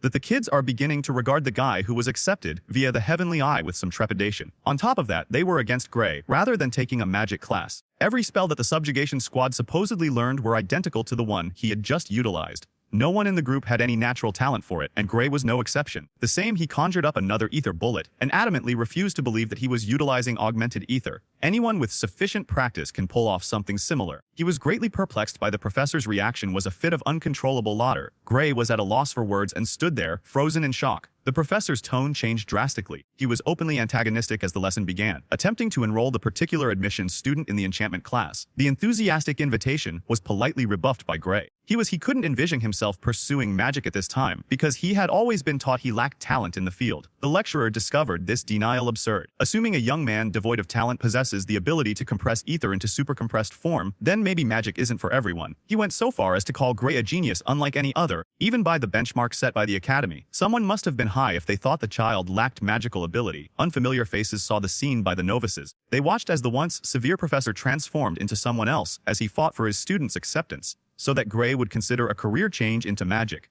The world would suffer a tremendous loss in his view. If not even magic was Gray's goal, it would be so esoteric it would be criminal. As he approaches all the glazing, all the young man could do was chuckle at how ridiculous that seemed. Then the phrase "other compression technique" came to him. On a previous occasion, one of the heroes was giving a lesson on a typical clear day at boot camp. She detailed the lack of knowledge about OD among earlier generations. It was also called life force. As a result of the information vacuum, properly casting magic was incredibly challenging. Constant internal compression of ether is required to accomplish the spell to get the intended result. This rudimentary approach only manages to collect a little amount of OD. Noel Albright, a lady professor. Their magical practices were ridiculed only 10 years ago by the great sage and future strongest magician. Dark Blue sought the professor's opinion on the matter of OD's familiarity. An elderly man was perplexed by the question. The word was completely foreign to him, and that is all. It seems like nobody has yet figured out this ground-breaking magic principle based on that reaction. Span of time. In that instance, the fundamentals that Gray acquired while serving in the subjugation squad might be viewed as future-oriented information. At last, it hit him. He needs to be extra cautious not to let this kind of information slip. To start with the previous instance, he turned down the persistent proposal to switch classes. He will do everything for the sword, his genuine love. Need to skip. The professor felt helpless as he moaned in defeat and conceded that the young man will continue with blades. But in addition, he extended an open welcome to Gray to move flats at any time. Do you have a headache? As the geyser began to erupt, the young man clumsily expressed his gratitude for the kind offer. Following the presentation, both individuals were requested that they return to their seats. Professor Gray made a solemn vow to stop scolding Gray in class. He actually would be fine with the child leaving whenever boredom strikes. This infant stuff is just too simplistic, in the professor's opinion. For a talent like Gray, as he walked down the steps, Gray was met by angry stares. He is now climbing with approval from his colleagues and the lecturer. His blushing victim, meanwhile, remained standing on the destroyed stage. While sensing the rapid heartbeat of his lion under Lord Gray's command, he was blind to Lionheart's appearance from below, but Gray undoubtedly felt a shiver run down his back. He got a handwritten message from Professor after the first class. Following class, Ariel has asked him to meet her in her office. He was summoned seemingly without warning. It could cause some problems whether the unexpected summons was orchestrated by the venerable Professor Carlos. He kept on traveling until he eventually came to the office entrance that displays the emblem of the celestial gaze. He was about to tap on the door, but it swung open, allowing him to welcome him inside. Gray entered politely while greeting with another politeness, taking the unlocked door as an invitation. Just as he was about to complete his sentence, he felt as though a sharp blade was approaching from behind. On the fly, Gray's reflexes struck as he prepared to defend himself with his sword. Although the grip was unconventional, it proved effective and in a pinch. He thwarted the assailant's sneak attack and chased him away. Once the assailant was fended off, Gray had an epiphany that his actions this time were completely dictated by instinct. He desired to confront the assailant, but all he saw was a young woman with blue hair who was unable to even hold the weapon correctly. Looking more closely, Gray saw that he knew this female too. Very well. This little guy will stand firm as a symbol of future hope and mankind. Next, Gray turned his focus to send him to the rear office desk, where the woman seated there commended his promptness. Distinguished scholar, upon evaluating the young guy for the admission exam, Ariel was happy to confirm that she had been spot on. It is there 2 additional males, Ariel's fellow faculty members, were present and continued to harbor doubts about the new component of the divine sight. After assessing Bella's movements were faultless, yet she lost control of her blade far too easily. When Gray heard the name, his past self-recollections of the supreme magician surged back. The sorceress's endearingly quaint appearance in her earlier years. At the same time, Ariel is pressuring her co-workers to cease making excuses and simply say they were mistaken. Excuses. The other professors eventually chipped in and shared in their gambling co-op's gains. Gray had to have a purpose for being here. They realized after watching the split-second interaction in the door. Perplexed and feeling uneasy, the young man inquired about the situation and the reason behind his summons. All Ariel had to do was say that they were taking a chance on the newbie's ability to survive Bella's unexpected attack. Because of that, she accomplished a lot funds now. She gave her new student a part of her winnings as a token of her gratitude. Instantly, he snagged the coin and was holding a shiny chunk of gold. Even just 1 gold coin is worth a pretty penny. Despite their confessedly lost the bet, and the other lecturers also pointed out an obvious fact they had overlooked in the introduction exam. Based on their previous conversation, it was clear that the young man was trying to hide his domineering put-up a fight. He seemed to be attempting to shield an immovable arm. Probably the reason behind that peculiarity would cause harm. Instead of what any instructor would see as a visible muscular injury, this child has a more profound injury to deal with. Most people wouldn't get all worked up over a minor cut-in. What a shockingly hostile surprise attack. The accuracy with which the professors had inferred so many things shocked Gray as he prepares to protect himself by drawing his sword. Actually, they have the position of educator at the most esteemed school in the country. Because of this, they were slower to notice than Ariel, but they still got the gist of it. Given that being said, Ariel promptly shot her co-workers to death after stealing their money. They turned down a unique opportunity, and she isn't going to abandon Gray. At this point in time, the instructors are happy to acknowledge that the student has promise. The catch is that if the injury doesn't while it lingers and festers, Gray will always be remembered as the student who fell short of the academy's expectations, yet was nonetheless accepted. In any case, That professor's menacing snarl was something he despised. As soon as the doubtful faculty members left the classroom, with just Ariel and her pupils still inside. Now that we've taken care of the trivia, we can get down to the serious business. Subject matter of this call. Today, she contacted him via phone to talk about magic. Once the fragrant tea has been served, what Professor Ariel had overheard in Professor Carlos's class was restated by her. She learned from the man directly that the obstinate moron stormed step into her office and insist that the new student enroll in the magic class. Clearly, she turned down such a preposterous offer, a formal request. Under her critical gaze, Gray would transform into an even more terrifying monster, this time armed with a sword instead of magic. After that, as she took off her mold to clarify, Gray was taken aback. Nothing that Professor Ariel can detect points to a brilliant and miraculous compression whatsoever. He doesn't even exhibit any indications of having engaged in more advanced magical practices. Dark Blue scanned and read like a book by that strange eye made me feel a bit uneasy. Since being dishonest would be completely ineffective in this scenario, Gray acknowledged that her speculations were accurate. Inquisitive, gentleman, I was wondering if he would mind telling me the secret to summoning that ether bullet that blasted a black hole. Her word was her bond, full anonymity and financial compensation for the essential information you provide. She was quite interested in learning about this excellent idea for Bella's benefit. As she sipped her tea, Gray nearly accidentally referred to the little Bella by her future title. Distinguished scholar despite her lack of magical abilities, Ariel praised the young woman as a pure genius in the field of magic theory. Think about it. Somehow, she lacks the ability to even utilize ether compression, much less the legendary compression with a superimposed scale. Bella Albright was known to be a late bloomer according to some hazy future information he had. From her, it must be due to a lack of skill in the practical area. Upon learning about the supercompressed ether bullet, Ariel arranged for this gathering. Seriously injured lion. Without the wasteful process of internal compression, is there a method to utilize supercompressed ether? A gamature is what it would be. Finding answers is a top priority for Professor Ariel. She is opposed to having any of her daughters transported to Braidley. Professor. That cursed name would be known to all in the future. One can't help but notice a totally notorious bastard from Gradia. With the goal of progressing, he carried out innumerable separate experiments on humans, killing a great number of people while working his field. In addition, he was capable of conjuring up magical calamities that would tens of thousands of people's lives. If there has ever been a worst magic criminal, it is Professor Bradley. With this period, the insane magical terrorist who has killed multiple people has not been apprehended. If supercompressed ether cannot be synthesized by Bella before the year comes to a close, she will be sent to the insane professor for a potentially life-threatening operation. People who have a logic would dictate that this is a poor choice. Professor Ariel wholeheartedly concurs. Despite the fact that the operation is couched to improve magical skills, it's just plain old human experimenting, and there's no guarantee it will work. No one is aware of it. She hasn't even met the insane person yet, but tales of his horrific atrocities are spreading. There have been casualties, including those who were left despondent and hopeless. Even though it's terrifying and risky, Bella will be kicked out before the end of the year in the event that she fails to yield any outcomes. The truth is that Professor Ariel would prefer if her daughter stopped practicing magic after Comet permanently rather than let that scumbag mess with Bella's physique. Gray thought softly. He has theories about magic, has no current counterparts. History will be irrevocably altered if he divulges such a profound secret. As a result of her anger and terror, he saw little Bella clench her fists. In his last moments before confronting the disposal agent, those feelings of helplessness, terror, and frustration are all too familiar. Training to fall, he was merely cannon fodder, all at once. A bystander who could do nothing while the world's saviors were cut to pieces. Given the consequences that await him in action, why wouldn't he desire to alter the trajectory of events? That pit of misery known as the moving forward, it's for the best. After he drank his tea, he agreed to do his best to teach Bella. Certainly, he was capable. Supercompressed ether will be at her disposal soon. The trio left the meeting and made their way to the arena. As the sun started to go down, with the help of the chalkboard, Gray did his best to explain the Boots' lessons.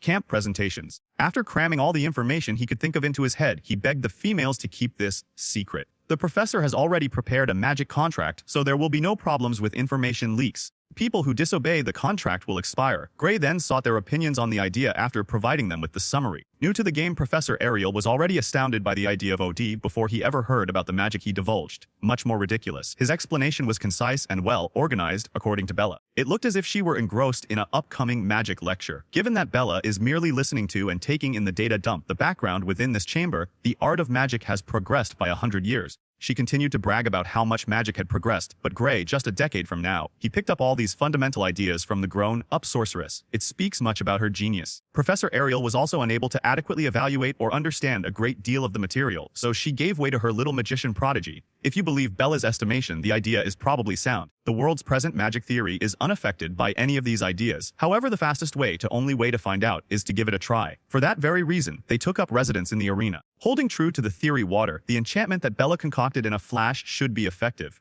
With a staff gripped between her 2 fingers, she set her of faith in Gray's guidance and harnessed her complete potential. To me, that sounds like bad news. Upon recalling, if the rumors are to be believed, Bella Albright possesses the kind of strength that could instantly destroy a whole city. She is on the verge of being a nuclear weapon. Furthermore, her notorious lack of self-control over her magical production that is strong. He must see that renowned exhibition of domination today.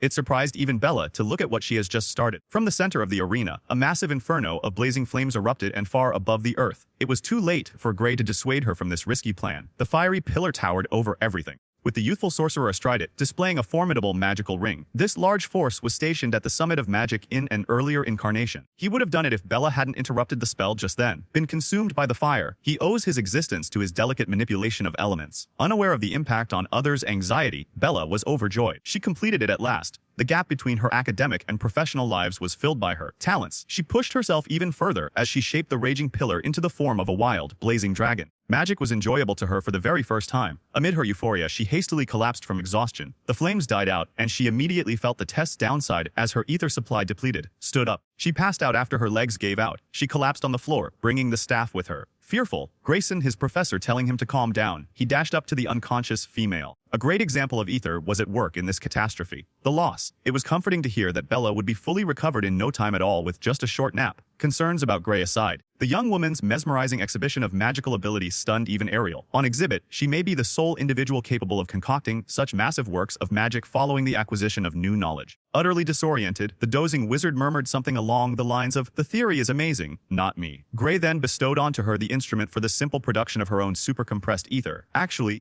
it was an instrument that she was meant to construct in the future. Ariel will be relieved to see that Bella doesn't require the questionable surgery performed by that occult criminal. Having seen the young wizard steer clear of a destructive path, the professor was relieved. What made her even happier was the fact that Bradley's specific procedures were proved to improve one's magical power. But she did not lose control of her magic as a result of an unsanctioned experiment. Production, they inevitably lead to a loss of command. The exact mechanism by which this occurs is unclear, but it is quite certain that the madman discovered a method to forcefully disable a person's limiter. The sorceress from another world must have been widely believed to be a long-lost nuclear weapon. Whatever the case may be, the enormous strides made today could not have been accomplished without Gray's assistance.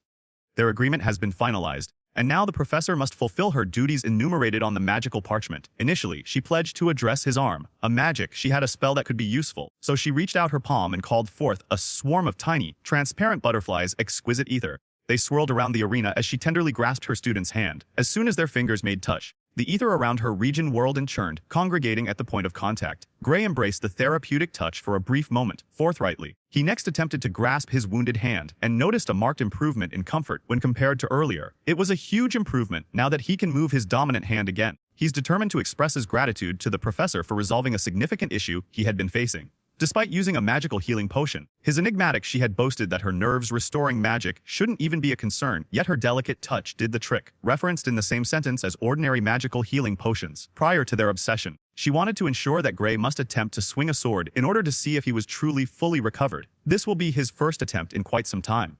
He reached out and lightly touched the pommel of his blade with his dominant hand, drawing swiftly and cutting with an unhurried motion. Despite his arm's purported full recovery, he immediately sensed something concerning. To verify, he brought his swordplay to a more natural level, and, to his disappointment, moved his right arm in a series of tests to gauge how it felt. It seems to be moving less smoothly than before. Professor Ariel was expecting this to happen.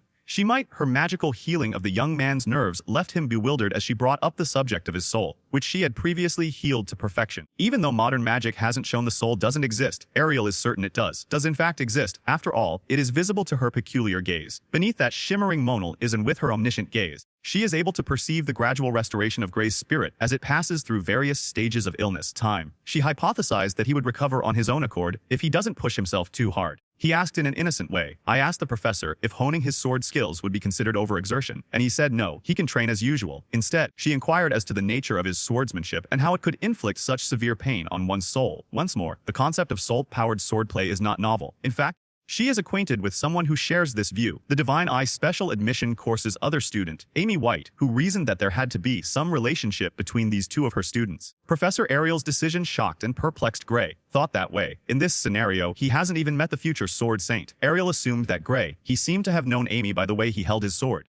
as if he had picked it up from that swordsman. After giving it some more thinking, the professor did pick up on a few subtle distinctions. It reminded him of the instructor from whom he had studied swordplay, was a far more accomplished me of Amy. She predicts that in a couple of years, Amy will be as competent as whoever. It was Gray's master who possessed the terrifying capacity for deduction, an eye for detail, and the ability to understand and make sense of it all proficiently. Gray said, with some truth to it, that he had learned swordsmanship at the dojo in his hometown, at least for the time being. Returning to the matter of broken spirits and swordsmanship, the usual methods, he must alter the subject lest he reveal his secrets. Cannot make any kind of connection between these two abstract ideas. First of all, she is fully aware that Gray possesses some stealth technique that can slay an ogre general, an ogre army, and all in her path with a single slice. Ariel was shown her homework, and the bet she had proposed with Little Lion during the entry ceremony was a sure thing because of Gray's ridiculous achievement. Some of the artifacts discovered there and thought they were really stunning. Not even the most advanced cleaving techniques could match their brilliance. This kind of accuracy and deadly precision could only be attained through magic. Whatever it is that Gray possesses, that enigmatic power, was responsible for the harm to his spirit. Ariel can see it with her own eyes. She can also look into his spirit and see the strength seeping through a locked door. Her words convinced him. The image of the locked door lingered in his mind. Return to his inner world. This is not a matter of speculation. This woman is genuine. Still, Ariel had encountered Gray like power before. It wasn't an exact replica, but they had a lot of similarities. Feeling inquisitive, he inquired whether anyone else possessed enigmatic abilities like to his. She was aware of someone who seems to meet the bill, but she still has her doubts about their humanity. Ariel's professor dubbed it the Liquidator, and the one who brought about the apocalypse. And she could tell from the child's expression that he had heard of them once in some way. Gray's thoughts were all over the place. Why was the Liquidator brought up at this point in time? The seductive knot that the professor had anticipated the young man's acquaintance with such a mysterious entity. But then again, he is well versed in such matters. It's not shocking at all. It's just that Gray felt a bit self-conscious about being acknowledged for his work in this futuristic magic theory. Ariel, inquisitive, pushed him further on the revolutionary notion, while he merely restated the lessons he had acquired from the true genius. He confides in him on his knowledge of the so-called Liquidator, which is little, to be honest. But he is sure that it is imperative that we put an end to the Liquidator before he amasses much more power, as he poses a grave danger to the human race.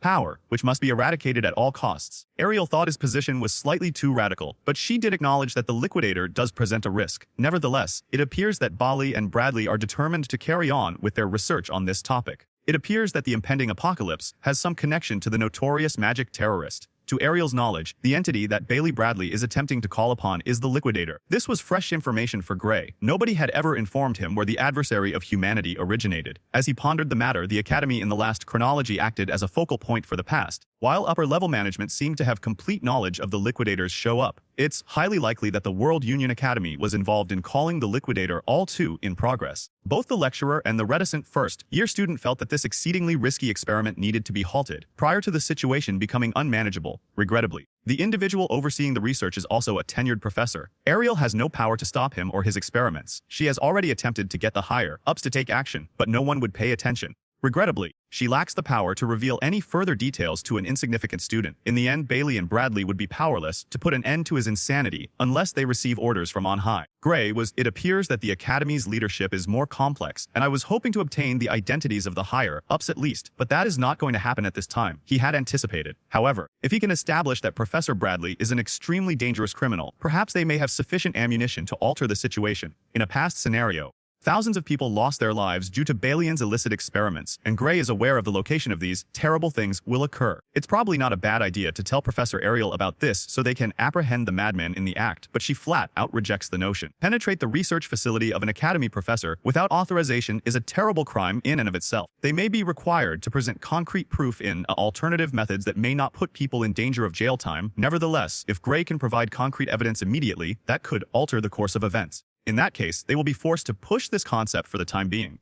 Ariel appears to be conscious of the potential risks, but constrained by the ins and outs of the Academy's bureaucracy and politics. It's a difficult situation, but I get it. But what's really significant is that she wants to talk more about Gray's mystery skill. She hinted that seems like there could be a way to master that deadly weapon. The Academy has a professor who focuses on dealing with powers nobody has ever seen before. His name is Gray. Professor Heathcote Longfellow is the ideal person to solve this case. Gray is familiar with the name and is aware that he was the one who Ariel realized that the young man would be captivated by this idea because she had trained the famed sword saint herself. expresses her want to meet with the stoic professor for a private training session tomorrow, which Gray is deeply grateful for, agreed to Ariel's help. He had come to the academy specifically to learn how to control this gift. He hadn't anticipated having to track down a solid lead so rapidly. Things are beginning to look up. The following day, Gray was in tight company with Ariel worked quickly, and the strict professor is now teaching him in a one-on-one session with Heathcote Longfellow. Professor Longfellow pulled Gray to the rather than the rigorous training or substantial theoretical lessons that Gray had anticipated. Forests, and now they're circling back and forth through a dense woodland. They're still inside the academy zone, but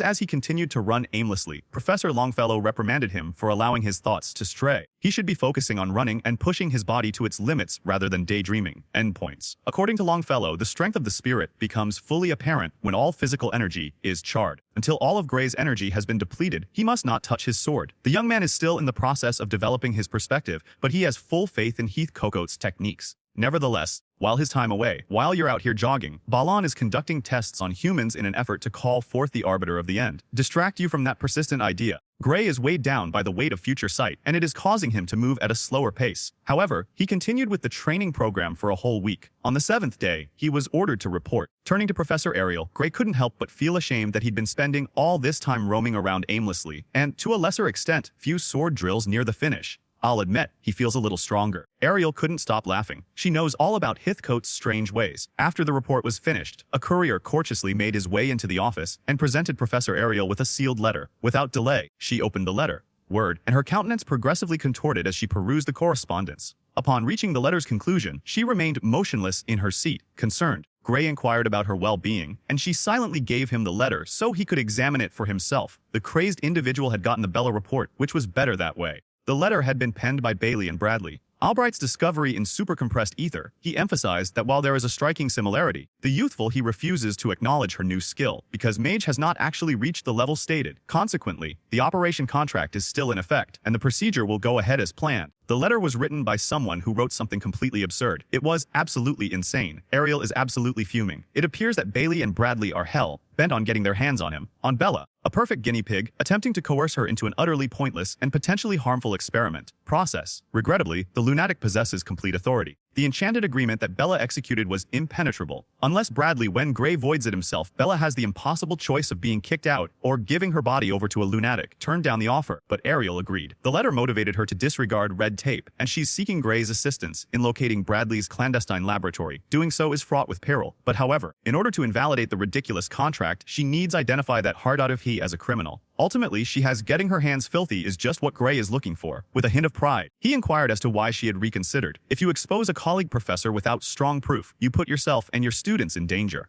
Acting lawfully, she is placing her trust in Gray to safeguard another one of her prized possessions, instructees. Right from the start, she had anticipated this coming, that Gray had been being truthful, a long time coming. It finally happened in a ridiculously long letter, but Ariel is awake now. Now it's time for, with Gray at the helm and a glimpse into the future as their compass, they will confront the psychopath for his atrocities, bringing light to mankind. The Dark Swordsman is back. From what he understands, that hideous lab is in the mountains. Professor Ariel has hazy recollections of hearing that another member of the faculty had been presented with permission to build a laboratory there. This signifies that the government has given its approval to those cruel and unlawful experiments.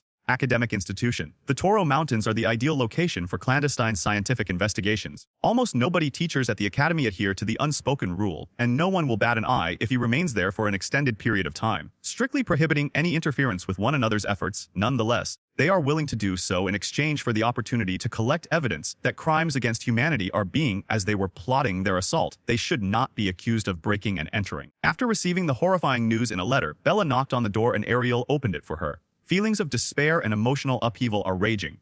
Professor Ariel snatched the letter out of her fingers. Ariel appears to be plotting a battle, promising Bella that this situation would be resolved in some manner. With a self-assured grin, Bella adamantly demanded that Bradley and Very be left alone. Might solo that jerk at any time of day or night. The anxious girl begged Gray to step in, and he did. Took the initiative and promised to accompany the professor. Bella, seeing her determination, offered to accompany them as well, avoids asking for help since she believes she can handle her situation on her own. Ariel cautioned against depending on others. They are informed that Vian is an experienced professor who is also a complete psychopath who cares nothing about human life. He might do everything he wants if he finds a rookie student attempting to thwart his schemes. As the adult she can't possibly risk these kids, she said in this chat. However, Gray interpreted this as further evidence that she should go it alone. Risky. He boasted that, should the necessity arise, he could summon the strength he had used to defeat an ogre general. Isn't going to be deadweight. What's more, the Divine Eye program would definitely benefit from any unfortunate events involving Ariel. Finally broke apart, forcing Gray and his friends to leave. He prefers to be in charge of his own destiny, to have the freedom to choose their own destiny. Ariel just couldn't say no when she saw the resolve in their eyes. They gave the impression that they would still show up bearing her prohibition, and in that instance, she would consent to transform this into a team assignment under one situation. Gray and Bella are prepared to accept whatever comes their way as long as they put their safety first. The three of them agreed to the condition and after taking necessary safety precautions, entered the eerie mounds of the Tarawal Mountains. Surrounded by obscurity, Var and Bradley's expansive private laboratory extended before them. Eyes. What horrors must lurk within those colossal walls? Once again, the principal gathering evidence of criminal conduct is the sole purpose of this mission. It is not about anything else. With a clear sense of fury gazing into his eyes, Gray verified that they were indeed at the correct spot. At contrast, Bella had apprehension. She's questioning whether they could manage to carry this off without a hitch. Ariel, the professor, has already completed her assignments. Bradley and Vari need to be at the Magic Society's. I am currently attending a conference. The lab should be quite inexpensive. However, there is a high probability that the main gate is laden with all types of traps. For their own protection, they should break through the sidewall and enter the building independently.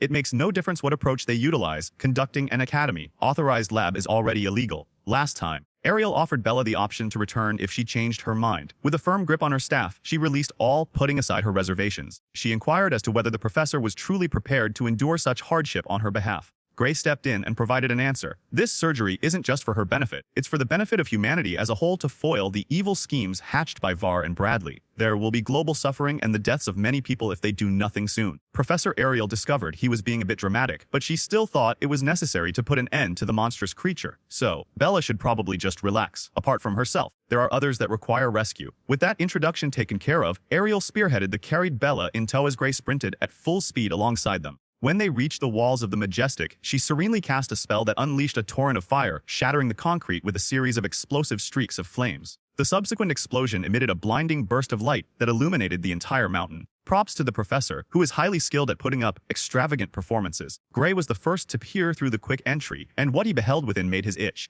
Stretched out before him was a dimly lit corridor flanked by an endless array of prison cells. Within those cells were shackled, gaunt, and seemingly lifeless victims of long-term torture. Individuals who had lost limbs or were bleeding profusely from infected open wounds were discovered much sooner than expected. As they made their way down the lengthy corridor, they passed every possible piece of evidence that may implicate someone. Vari and Bradley's victims occupied a single iron-barred cell. Ariel has found evidence of 14 prohibited spells thus far, used on the inmates. That fact alone should be enough to bring Vian to justice for his heinous crimes. Draw attention to the long list of obvious human rights abuses perpetrated here. Ultimately, they achieved in the very heart of the laboratory, a vast chamber with flooring covered with both dried and fresh blood. And in its very center, a foreboding enchantment visible in the distance, what appeared to be an altar-like structure. The original intention was to gain entry, collect physical proof. But the benevolent young sorceress felt driven to save the lives of those stranded in this hellscape, so she stayed.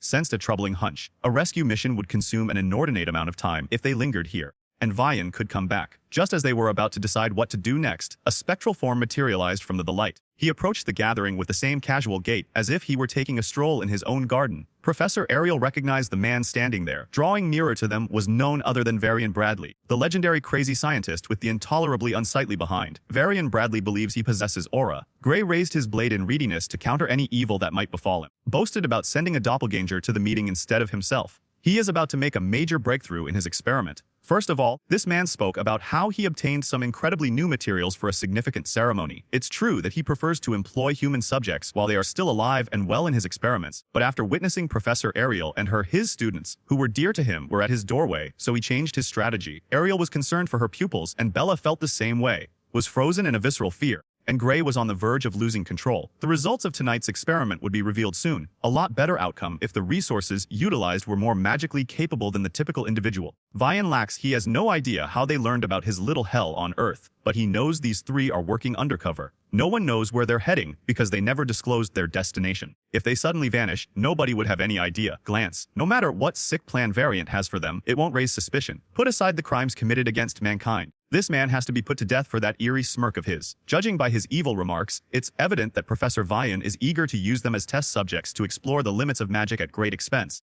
Given that they had previously seen all the filth, he knew they wouldn't survive. He figured he might as well use their magical abilities to the fullest conceivable while delivering his sweeping speech. Vian discovered a tremendous blazing ball destined for his dome. The enchantment burst into flames, lighting up the dry chamber. Interestingly, the onslaught didn't originate from Bella Albright. The great sage of the future delivered it to Professor Ariel. Observing her resolute countenance, it appears that her first apprehension has subsided. Regrettably, a surprise assault of this kind will not suffice. Varian sneaked a barrier around himself just in time. Nevertheless, he gushed over the girl's potential and her stunning resolve. He credited Ariel's heavenly sight for the revelation of such a remarkable ability. He had never had previously paid great attention to special admissions classes. Maybe he ought to begin scrutinizing the other enlistees in that contentious group. However, an ordinary student attempting to murder a lecturer would always fail. The chasm is too great. Bella let go of her concerns and decided it would be better to acquire her hands. Instead of dying, she chose to be bloody. Ariel was worried about her students and gave the order to retreat. They have the proof they need, and the academy can take care of the remainder. According to Professor Varia, will not merely permit them to depart without interference, for even as they prepared to move away, a blazing, black force emanated from the crazed professor's scepter. Bella, who resembled a deer trapped in a trap, became his principal target in retribution. Ariel dodged the oncoming headlights by swiftly using her radiant barrier to absorb the force of the blow. When the evil energy lingered, she concentrated on fortifying the barrier. Varian passionately described defensive magic. This greedy flame, one of the most highly coveted products of his laborious research, sees no use for it. The spell summons a raging inferno that devours protective magic and turns it into fuel. In theory, the ideal spell that cannot be obstructed. The only drawback was that it needed a rare biological substance to be cast, which was the greedy flame grew larger and wilder as Ariel's barrier was swiftly consumed, as Varian explained. She appealed to her divine sight in an attempt to save face, but drawing on that enigmatic talent only cost her just in time to construct an additional barrier. After the initial layer yielded, the second layer bore the majority of the impact. As anticipated, the flame consumed Ariel's second barrier, which was also damaged by supercharged prohibited power. In an instant, she hurled a spell memory packet at Bella and Gray out of fear for their safety, calculating that if with the pouch in Heathcote's hands, that man will know what to do. Bella, however, decided against fleeing with the proof and instead set up Ariel began to freak out since she had already come to terms with the possibility that this was the last line of defense for her, but it need not be for her pupils. Nonetheless, Bella was not enthusiastic about the prospect of leaving her professor in the midst of combat. With her fuel tank nearly empty, Ariel recalled their prior agreement. Objective. They were all in agreement that in the event of an emergency, survival must take precedence. It is evident that Varian's magic is natural. Ariel's only option is to use her defensive spells, which degrade rapidly, to buy herself some time. As she argues with her student, Bella felt the rebound of her spell dissolving as it finally came apart, and she sprung into action, picking up the slack. Bella studied Varian's translucent barrier, which matched the power of her flames impressively, determined that it requires a somewhat different form of defensive magic and isn't particularly powerful on its own. A countermagic hypothesis for this spell nearly caused Vian to lose control of his vehicle after witnessing his flame suddenly come to a halt, is known to an exclusive group of people. Then how could an ordinary student deduce it? Bella casually responded that someone with the new notion that special had taught her. Deciphering spells had become a breeze. On the verge of losing it all, Vian went completely bonkers, demanding to know who in his inner circle he believed betrayed him. Keeping her mentor's identity hidden, she teased the traitor while appearing innocent. The man who showed her the mystical world is just a pupil in the swordsmanship class. He slowly passed along some wild theories regarding magical theory and using Bella's natural brilliance. Put everything together, it was inevitable. Varian fell prey to a well-executed wrath bait. Check out those man veins, dude. They're about to burst. You've been baited so severely that you retrieved a mysterious crystal, which appears to be blood, in order to bolster your lethal maneuver. Crushing the crystal in his hand, the human spirits that were ensnared in it poured forth to fan the flames of gluttony even more. The inferno now seemed although more akin to a sentient being than a lifeless spell. Varian may be perpetrating atrocities against the magical arts and human race, but his spell is as awesome as hell. Regardless, Bella thinks her barrier can last for a little longer, has the potential to endlessly prolong this stalemate, but her mana stores are limited. Even at her peak, she is only able to probably manage to eke out one more minute. Ariel would have to make up for lost time on offense since she is so busy on defense.